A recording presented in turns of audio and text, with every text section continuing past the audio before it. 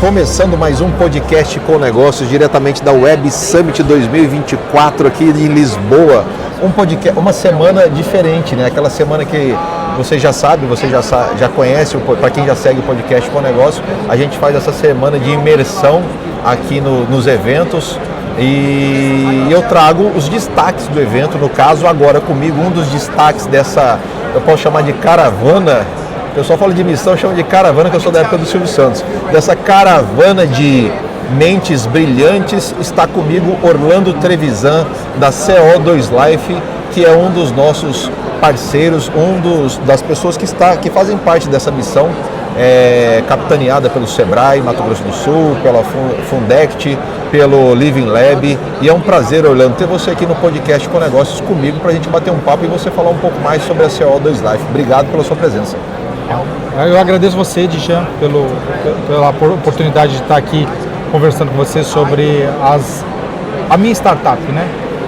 Como um empreendimento, como um desafio e fazendo várias conexões. A gente trabalha, faz coisas parecidas, mas tem conectividade, e também acha pessoas que estão fazendo uma coisa e precisam de você. É impressionante isso, né, Orlando? Como tem essa acaba achando um viés de parceria, de colaboração, né? Direto ou indiretamente, né? Você acha pessoas de outros países, mas acha pessoas do Brasil também. Tá bem próximo da gente, a gente nem sabe. Não sabe. Mas antes da gente falar sobre o Web Summit, eu queria que você falasse quem é o Orlando Trevisan, né? Campograndense, não campograndense, o que ele fazia antes da startup e o que ele faz, obviamente, depois. Aí nós vamos chegar na história da startup. Eu queria que você se apresentasse, por favor. Bem, meu nome é Orlando Trevisan, eu sou natural de São Paulo, capital. Com 14 anos eu mudei para Campo Grande para acompanhar uma tia minha que tinha se mudado para Campo Grande. Mas deixa eu entender então, peraí. Aí você, paulista, foi acompanhar a tia por quê? Por que motivo necessariamente? A minha tia se casou e começou a construir casas. Tanto para morar quanto para alugar. Tá bom. Então ela me chamou. Ela foi empreender. E ela me chamou porque ela não conseguia tomar conta de tudo sozinha. Eu que administrava a parte construtiva da obra. E aí você foi com 14 anos e nunca mais voltou? Nunca mais voltei. Ainda levei meus pais de São Paulo para Campo Grande. Que legal. E nós estamos falando de que época isso, Orlando? 94, você chegando em Campo Grande, você falou, caraca, São Paulo é um mundo, aqui é outro planeta, e eu não estou comparando uma coisa com a outra, mas eram mundos diferentes em 94, principalmente, né? São mundos diferentes. Mas e qual foi os principais desafios você chegar lá? Você não tinha muita experiência também na questão da construção, ou já tinha? Não tinha. Então era novidade para tudo, né? Sim. No primeiro momento a gente não gosta, porque achava... Sim. Automaticamente, as possibilidades de São Paulo é muito maior do que as possibilidades de Campo Grande, isso é fato. Só que aí um ano você convivendo, eu fui para uma escola muito boa que era o latino-americano. Latino-americano era uma potência, né? Uma potência, disputava com a massa. Você teve aula com o professor Fabão lá ou não? Fábio Luiz. Deve ter tido, porque ele deu aula para metade de Campo Grande. Sim, aí tem que lembrar da matéria, porque tinha... Ele era geografia. Não, meu professor de geografia é o Marcelo. Então tá. Então deve ser outro. E o Marcelo deu os 3 anos de segundo grau. Aí você sai de São Paulo, cai no latino-americano, sei lá, tinha 3, 4 unidades, era gigante, muita gente. Não, tinha só uma na época. Não tinha? Não, mas eu acho que ele 94 não. Tá, mas eu acho que ele teve depois. Não, aí depois ele teve várias. Tá, então tá bom. E era ali no centro da cidade, na Maracaju? Na 13. Na 13? Tá.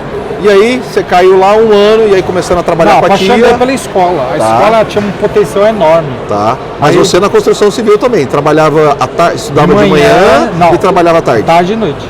Caraca. A gente fazia questão de ir até mais tarde para poder... Aproveitar o tempo, né? Tá, e aí, quais foram os principais desafios? Nessa época eu estava mais tranquilo, porque eu tinha apoio da minha tia, meus pais estavam vindo para cá. Em 95 meus pais vieram. Vindo para lá, né? Foram para lá. Então. Temos que lembrar que a gente está em Lisboa. Então aí eles foram para Campo Grande.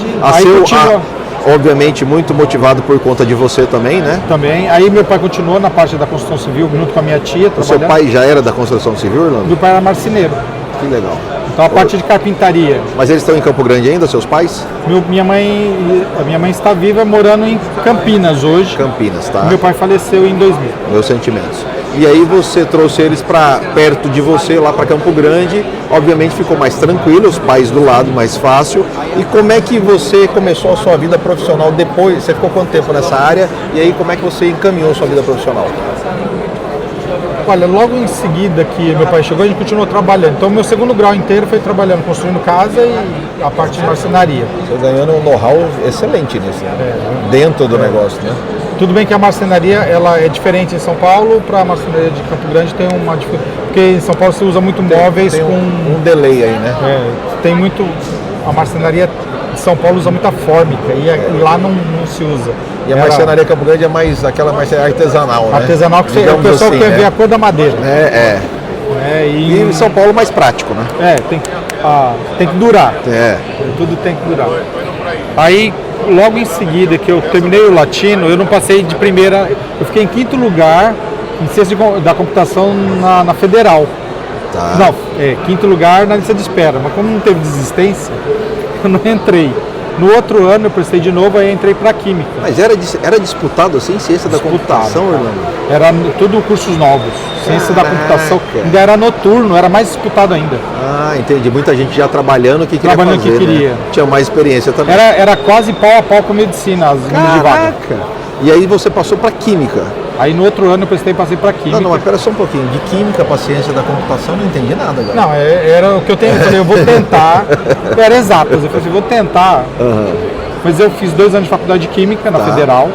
Aí abri o curso. No segundo ano que eu estava, eu fiquei sabendo que abriu o curso de Engenharia Ambiental.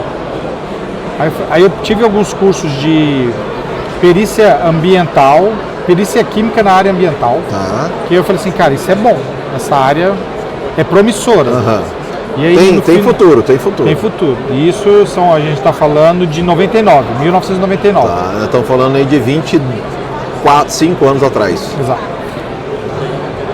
Eu sou da primeira turma, eu prestei vestibular, passei em engenharia ambiental e sou da primeira turma. Legal. Em vez de eu tomar trote, eu que dei trote na gurizada.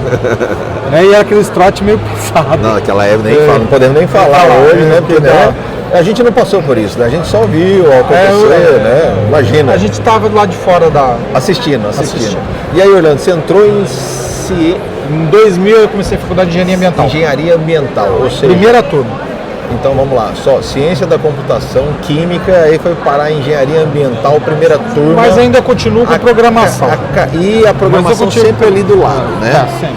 Cursou, formou... A parte de tecnologia eu amo. Aí formou e trabalhando na construção, ou já estava em outra? Não, aí nessa época eu entrei num banco, que era o Excel Econômico. Aí eu fiquei primeiro ano de faculdade no Excel Econômico. Logo que eu saí do banco, eu já fui contratado pelo IMASU, que era o antigo IMAP, Instituto de Meio Ambiente Pantanal. E aí eu passei o resto da minha faculdade como estagiário do órgão ambiental estadual. E o legal do estágio, eu gosto muito de quem faz estágio, Orlando, porque o estágio ele uma bagagem ele enorme. Dá uma vivência, né? Eu falo, todo mundo tinha que fazer estágio para entender de verdade como é que é o negócio, e aí acaba se apaixonando mais, né? Mas enfim. Você ficou lá no IMASU até quando? Uns meses antes de acabar a faculdade, meados de novembro, dezembro de 2024. Tá bom. Em 2025 eu já estava formado. E aí pra frente, o que veio pela frente? Não deu nem tempo, porque eu terminei a faculdade e já estava aprovado no mestrado. Aí já emendou. Aí fiquei 2025, 2026 e começo de 2027 eu já estava formado com mestrado na Universidade Federal também, em tecnologias ambientais. Aí você juntou as duas paixões, o ciências ambientais com a tecnologia que nunca deixou você, né? Você sempre na faculdade a gente faz linguagem de programação. Uma coisa só. Sim. Isso. E assim, eu era na sua veia isso. Eu era da turma que formatava computador. Orlando, deu um pepino aqui, chama como resolve? Exatamente. Orlando, precisamos fazer isso aqui num software. Eu ia lá eu fazer. Orlando, preciso montar uma rede. Eu ia lá na época dos hubzinhos, aqueles cabos coaxial. A gente fazia, montava. Passava a noite inteira jogando em LAN. Era muito bom. E aí, me conta mais. Aí, eu terminei a faculdade, eu já abri não deu nem tempo, porque ao mesmo tempo que eu fazia mestrado, eu abri uma empresa de engenharia ambiental, chamada Bem Ambiental Engenharia. Já peguei projetos na... Eu tô pensando aqui, o Prefeito. Orlando não parava nem um minuto, ligado no 220. Já fui contratado para fazer o projeto do aterro sanitário de Chapadão do Sul, recém-formado. Fiz, hoje o aterro de Chapadão do Sul é todo o meu projeto. Isso em 2000 2020, 2005, 2006, 2007. Já num pensamento diferente, né? Já é empresário. Você tem empresa. E aquele negócio, você dá conta? Claro que eu dou, desde que eu resolvo. É comigo. Continuando o nosso podcast, Orlando, você estava falando do aterro sanitário de Três Lagoas. Não, Chapadão do Sul. Desculpa, de Chapadão do Sul. E aí, provavelmente daí vieram outras obras, né? Vieram outros desafios, né? Chapadão do Sul, depois veio de Porque depois que passa o primeiro, aí, né? Mas aí tem outros projetos paralelos. Eu tenho no meu currículo desde suinocultura até terminal intermodal. Caraca. De trem com caminhão. Show. Tá, Orlando, quando você para pensar e olha para trás, né, para essa história toda, eu vejo que sempre tem aí a questão da programação, do meio ambiente junto. É daí que nasceu a CO2 Life? Um pouquinho de cada experiência dessa de vida? Olha, quando que foi o start dela? Eu lembro da data até. Tá. Eu queria saber o detalhe, como foi? Você bateu a cabeça? Não, eu estava na aula de mestrado com a professora Sônia Rez em 2005. 2005, professora? Sônia Rez. Sônia Rez, Sônia Corina Rez. É bom registrar isso. Professora da Universidade Federal do mestrado. Hoje ela é aposentada pela Universidade Federal de Santa Catarina, uma grande amiga. Sempre quando eu vou para Santa Catarina eu visito essa professora porque é uma outra mãe. Ela entrou na sala e falou assim: gente, esse negócio de crédito de carbono, tratado de Kyoto, vai transformar vocês, engenheiros ambientais, nos profissionais mais requisitados do mercado. Porque você vai ser um engenheiro que vai fazer com que a empresa reduza suas emissões e ela vai ganhar dinheiro para evitar essas emissões. Orlando, em 2005. 2005. Essa mulher é um avião, né? Visionária. Caraca! Cara, ela falou isso daí ela enxergou o futuro, tio. Não, ela falou isso daí e me abriu as anteninhas. Abriu quatro cabeças ao mesmo tempo, né? Estourou sua cabeça. E eu comecei a estudar. Eu não fiquei parado. Fui as COPs. O que é isso, né? O que é isso, O que é isso? A gente estuda na faculdade poluição atmosférica. Então a gente sabe que toda atividade industrial emite gases do efeito estufa. Gases poluentes, pronto, vamos deixar assim. Em meados de 2000, a gente estava muito preocupado com poluição hídrica e resíduo sólido. Então você viu o governo criando legislações que impediam que você jogasse determinado resíduo no chão, ou criava normas técnicas que falavam, olha, eu lembro até hoje, em meados de 2004 saiu uma resolução do CONAMA que a fabricante tinha, cada 4 pneus que ela produzia da indústria brasileira, no ano seguinte ela tinha que reciclar 1, no outro ano reciclar 2, no outro ano reciclar 3 e até chegar a 4.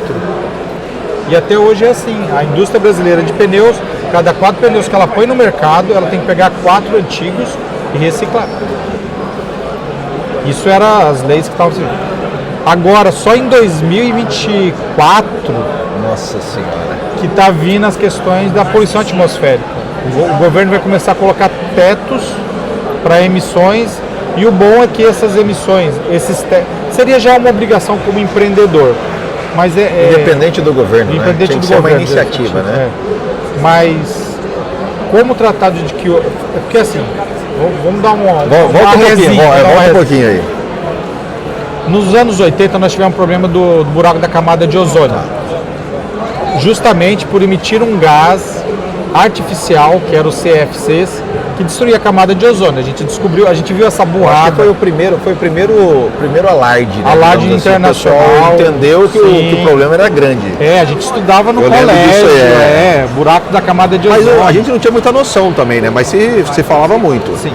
Aí, ao descobrir que esse gás fazia esse efeito maléfico na natureza, o que a gente fez? Vamos abolir esses gases nós começamos a abolir o gás e gerar gases artificiais que não davam esse problema. Hoje, o buraco da camada de ozônio ele já está quase se fechando. Controlado, né? Ele já começou a retroagir. Que legal. Então, quer dizer, funciona essa metodologia. Aí o mundo, só que aí nós temos ano 1990, 92, Eco 92 ou Rio 92. O mundo inteiro olhando para o Rio de Janeiro. E aí os Estados Unidos deu o primeiro alarde sobre falou assim, olha gente, estamos lançando uma quantidade de gás que está aprisionando a temperatura na Terra. Isso está... 92. Né? E esses gases, a gente não tem como frear, fazer que nem os CFCs. A camada de ozônio, né? Exato, não tem. A gente tem que começar a diminuir a quantidade de emissão, mudar para matrizes limpas. E aí chega em 90 e... Eu não lembro se é 98 ou 97. Mas aí bate de frente, né, Orlando, com a questão com todo o segmento petrolífero, não sei o que, de todos a energia que a gente está acostumado, né? A gente estava acostumado até então, batia de frente com essa indústria gigantesca, né? O carro no mundo todo ele é combustível. No Brasil tinha uma opção que era o etanol. Então, e aí inclusive nós somos destaques, né? Sim, a gente foi uns pioneiros a ter esse carro. Hoje o nosso carro Flex é usado no mundo todo. Então, e saiu daqui de casa, né? A história é até engraçada. Eles pegaram o primeiro Flex que saiu foi os Corsa.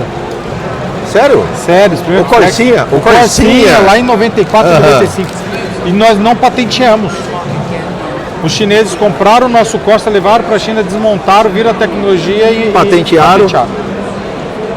Mas tá uma briga para... Tem coisas que só o Brasil faz por você. E você lembra da Gurgel? Lembro. O que você pode me dizer da Gurgel? Cara, a Gurgel foi um tiro... Mas aconteceu a mesma coisa com a Troller esses dias. Não é? Chega uma empresa grande e fala, eu quero o seu carro, eu vou continuar ele, seu carro é brasileiro, tal. Compra tudo, espera um tempinho o contrato dá, engaveta, desmobiliza tudo. A Gurgel foi A Troller aconteceu esses dias. Coisa. Voltando eu quero saber, Estalo 2005, CO2 Life, não chamava esse nome, não. Era só a ideia. Tá. Quando que você falou assim, agora, a partir de agora, eu vou pensar numa startup? Bem, eu estou fazendo um rasgo aí no tempo, por causa do tempo. 2019, encontro um amigo... 2019. Encontro um amigo já formado. Tá. Você estava trabalhando com o quê? Aí eu já tinha uma outra empresa chamada Ambiental SA, que aí eu saí da sociedade da Bem Ambiental, fui para a Ambiental SA. Até 2019. Até 2019. Aí encontrei um amigo meu, ele tinha chegado do Canadá. Aí ele falou... Da onde que ele estava? Acho que estava em Vancouver. Eu conheço um pouco lá. Aí ele falou, acho que eu já vi alguma coisa sobre lá. Eu estava trabalhando num hotel e nesse hotel tinha crédito de carbono. Eu falei, duvido. Ele falou, Orlando, tinha. O nome da marca do hotel fulano, que eu não vou lembrar agora, entra lá, eu entrei no site, olhei e falei, nossa, eles têm crédito de carbono. Aí eu fui olhar onde é que... Da onde saiu o crédito deles. Aí eu descobri que a ONU... Deve ser de Calgary. A ONU já tinha feito muitas metodologias para a parte industrial, já estava indo para a parte do agro e já estava indo para a parte do turismo. Do turismo... E aí tem a metodologia para redução de gás GLP. Para quem não sabe, o hotel em Vancouver ele precisa ser aquecido na época fria. Se gasta gás GLP para aquecer todos os cômodos. Eles fizeram um projeto... Só um adendo, tá? A cidade inteira, todas as casas, tudo é aquecido, né? Não tem jeito. E você anda debaixo do subsolo, por metrô, porque senão você não consegue andar pelas ruas. Vancouver um pouco menos, mas Toronto, por exemplo, é impossível. Aí, quando eu vi isso, eu falei assim, gasta muito, né? Eu falei, cara, deixa eu olhar todas as metodologias. É um monte, mas eu fui catalogando as que são acessíveis para o Brasil. Mas aí mais uma vez deu outro estalo, né, em você, né? Opa. Eu falei para esse meu amigo, vamos... investigar isso. Vamos criar uma certificadora igual a Verra, igual a Gold Standard. A Verra é americana, a Gold Standard é suíça. Certificadoras de crédito de carbono. Tá. Tem a aí você entendeu o mercado, você foi entender. Tem a metodologia. Eu replicando a mesma metodologia da ONU, não tem por que eu não ter uma certificadora. Tá, mas eu quero saber o seguinte, Brasileira. Quando ele te falou isso, até você No mesmo abrir... ano, 2019. Caraca! Aí nós participamos em 2019 no 5 Week. O que é o 5 Week, para quem não sabe? 5 Week era uma semana de desenvolvimento de empresas dentro do Sebrae. Tá.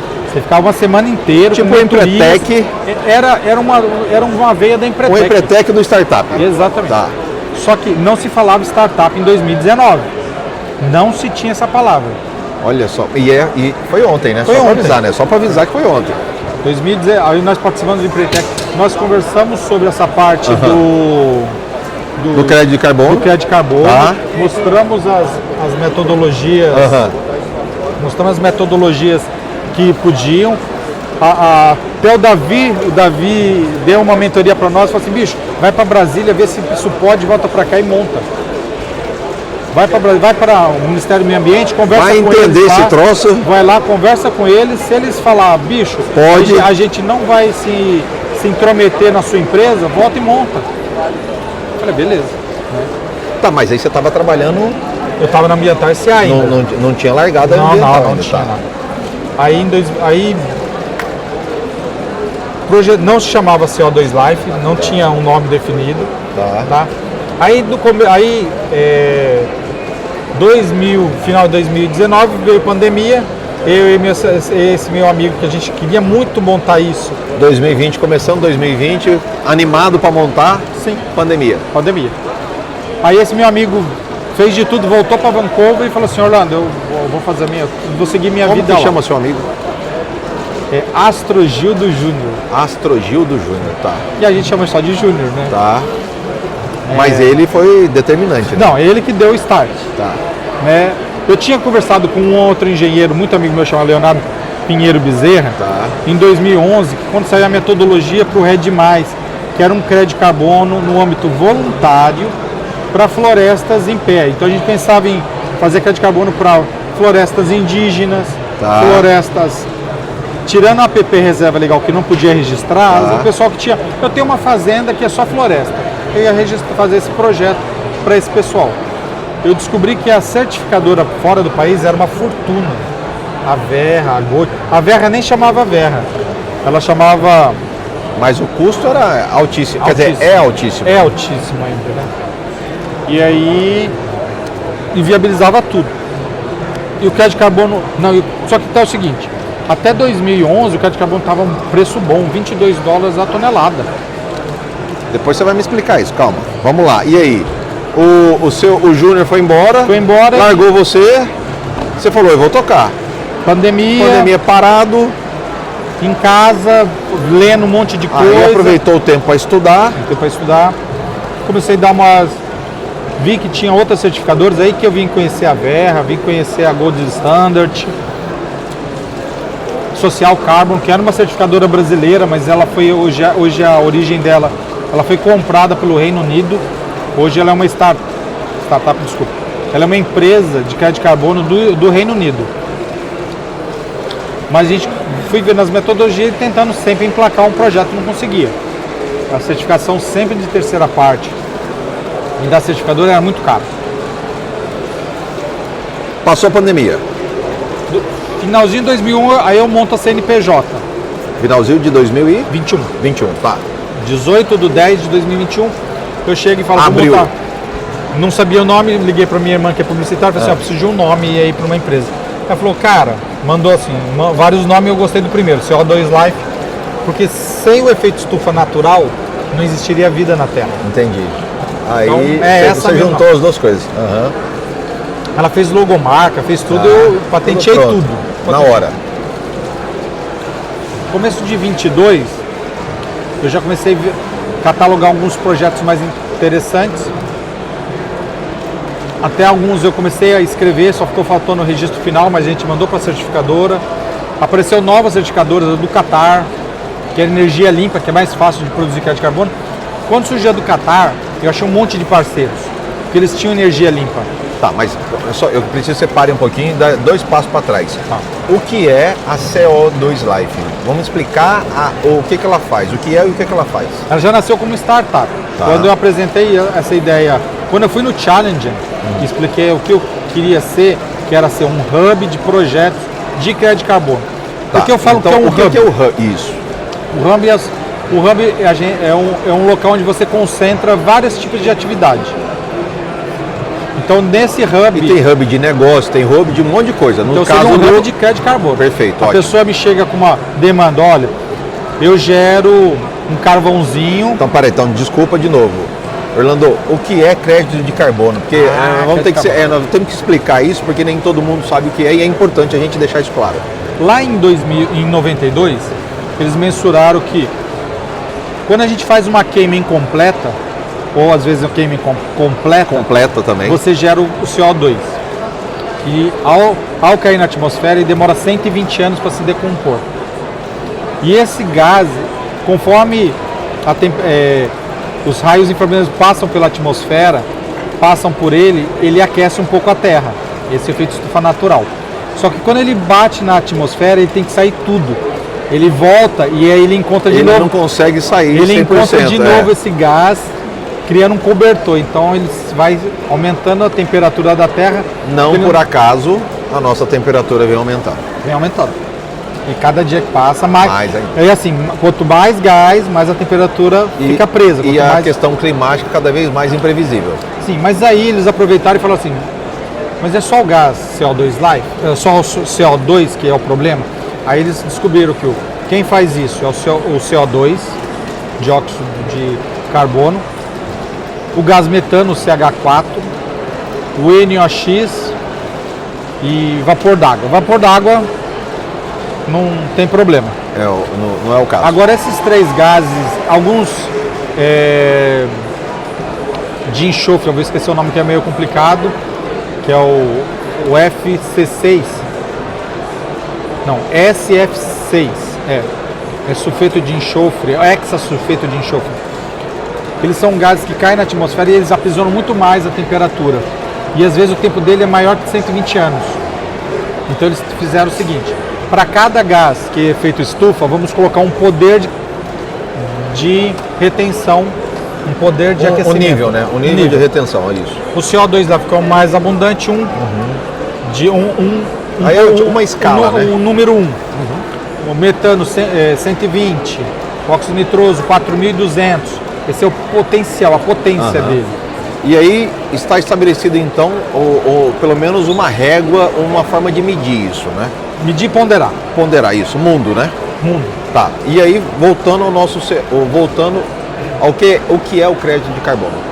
Toda vez que você emite esses gases, dependendo da sua categoria, inclusive. Dependendo do gás também que você emite, você faz uma quantificação. Tá.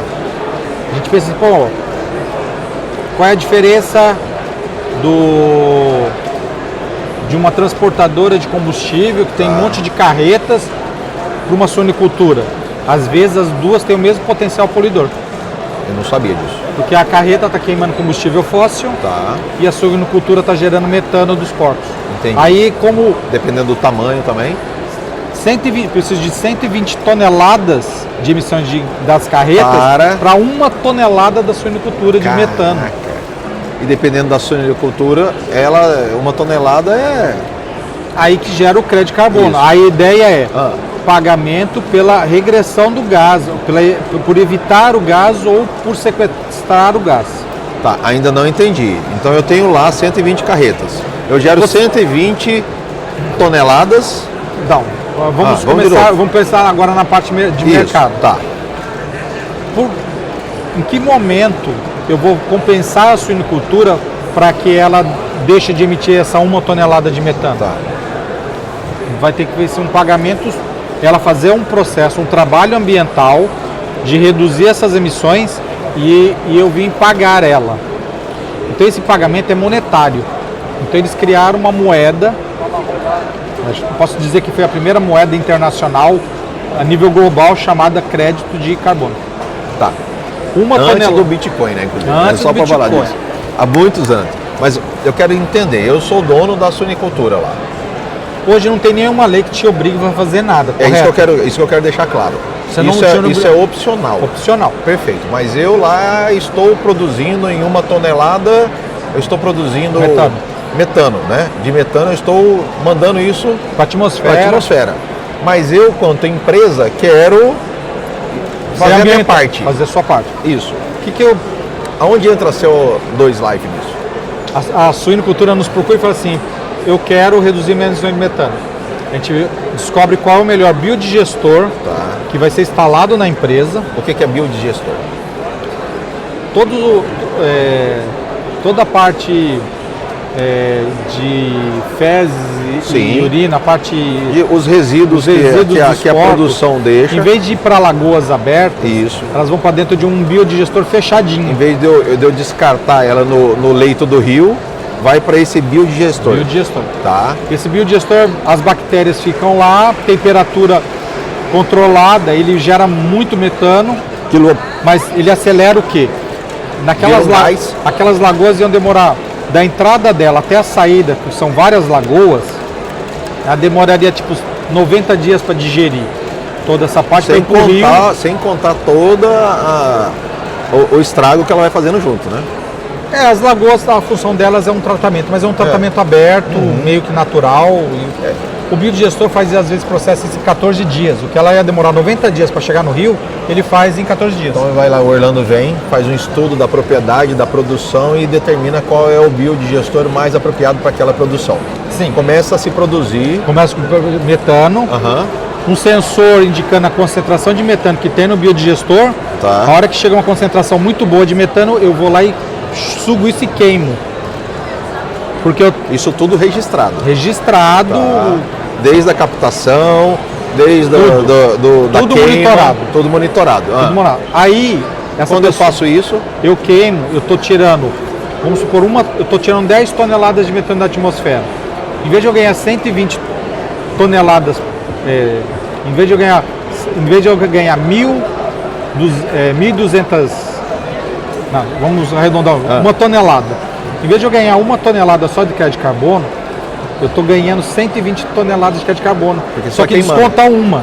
Então eu ganho 119 toneladas. Mas eu estou tirando o gás mais poluente, com maior potencial.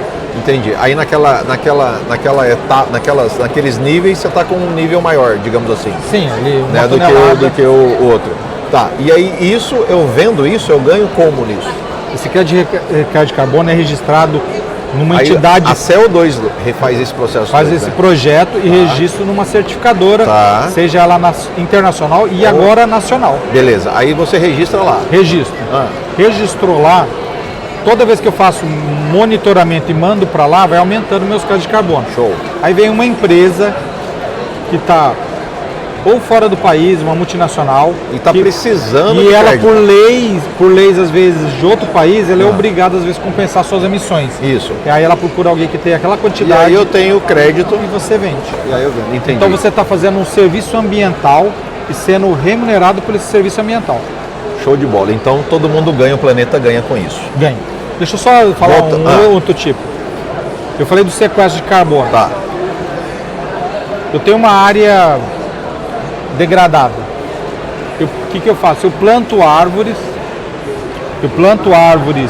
uma quantidade boa nessa área e mensuro quanto essas árvores... Eu tenho uma plantação de eucalipto. Tá. Você mensura quanto esse eucalipto vai tirar da atmosfera de CO2. Tá. Porque a árvore, para crescer, ela não tira o nutriente, ela tira do solo. Sim. Mas o carbono, o que vai na casca da árvore é da atmosfera. Entendi. Então ela vai crescendo, ela vai pegando o ar da atmosfera. Então a melhor maneira de você tirar... A gente já jogou muito gás do efeito estufa, dióxido de carbono na atmosfera, já jogou muito. Nós precisamos tirar hoje de lá. Perfeito. E a gente precisa tirar via árvores. CO2 Life, aberta, abriu, está participando hoje da Web Summit 2024 em Lisboa. Aí eu tenho que agradecer em 2022. Em 2022 eu tenho que agradecer a Fundect, ao Sebrae, a Fiemes, porque eles fizeram um challenge de bioeconomia, as 10 principais. E você ganhou. E eu fiquei em 7º lugar. Ah, tá. E isso foi um divisor, Sim, porque ele me pagou os custos que eu teria para fazer a ISO 14065 internacional. Show. E hoje eu tenho a ISO 14000 por causa deles. Graças ao challenge. Tá. E como é que você enxerga o Web Summit 2024? É a primeira vez que você vem, a segunda vez, a terceira vez? Como é que você... Qual que é a posição da CO2 Live? É a primeira vez que nós viemos, né, em Lisboa. Estamos vindo na caravana, eu sou do tempo do Silvio, sou do Silvio.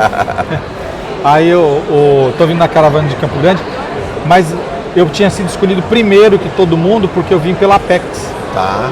Eu participei do edital da Apex. E aonde nós estamos aqui, né, Orlando? Nós estamos aqui no stand, aliás, em 2 maravilhosos stands da Apex Brasil, representando muito bem o nosso Brasil, o nosso país aqui. Ficou muito bem posicionado e a Apex faz um trabalho fantástico para o Brasil. Mas precisamos agradecer também a Fundect, Sebrae Mato Grosso do Sul e Living Lab. Mas eu quero saber de você, então, a sua sensação, qual que é o seu resumo de estar participando aqui conosco? Bem, no primeiro momento a gente encontra startups do mundo todo com ideias muito similares. Encontrei gente aqui da França fazendo a mesma coisa praticamente, mas por trás uma Michelin, né, do pessoal do Texas, por trás o governo da Califórnia, entendeu? Então você vai encontrando empresas similares, mas cada um no seu canto do mundo. Segundo lugar, é encontrar empresas brasileiras que estavam precisando do meu serviço. E você dentro de casa, né? Eu dentro de casa, isso é legal demais. Então, aqui eu posso dizer que o Web Summit, eu estava tirando essa conclusão, né?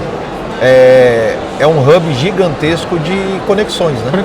Não importa se seja do Brasil ou fora, é conexões, né? Conexões. Você está bem aberto a fazer conexões, que pode ser conexões que não tem nada a ver com o seu negócio, mas os insights podem sair de qualquer lugar, né? A gente tem que estar preparado para isso. Eu interpolei um